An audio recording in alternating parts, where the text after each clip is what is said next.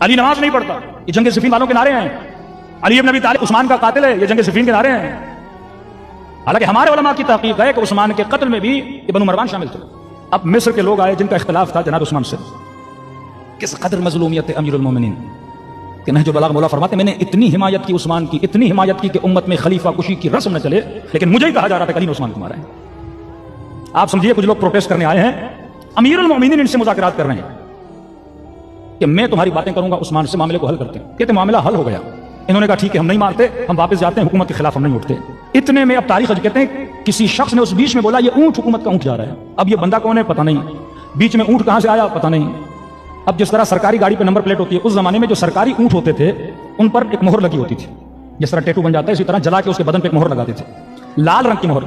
जैसे मोहर देखी उन्होंने कहा हुकूमत का ऊंट जा रहा है। सबने कहा रोको रोको, चेकिंग करो, इसमें क्या है। जैसे कभी आप मुज़ाकरात कर रहे हो, कोई हुकूमत की पार्टी का जासूस आपके अंदर आ जाए तो फौरन कहते से रोको, इसकी तलाशी करो, कोई डिवाइस ना हो, कोई रिकॉर्डर ना हो, हमारी बातों को रिकॉर्ड कर रहा है। इन्होंने कहा ऊंट की तलाशी लो, सारे ऊंट की तलाशी ली, कुछ भी नहीं मिला। फिर यही बंदा जिसने कहा ये सरकारी ऊंट है, फिर यही बोलता है कि इस ऊंट के ऊपर मटका भी उसे चेक करो। उसने मटका का वजन है, मटके में लगता है पानी है। कहा नहीं, इसे खोलो, खाली करो, शायद पानी ना हो। अब इसे कैसे पता, इल्म गैब आ रहा है इसमें। कहा जब खोला तो पानी नहीं था, मिट्टी थी। कहा मटके को खाली करो, देखो मिट्टी के अंदर क्या है। उन्होंने मटके को खाली किया, मिट्टी के अंदर एक कागज का टुकड़ा था।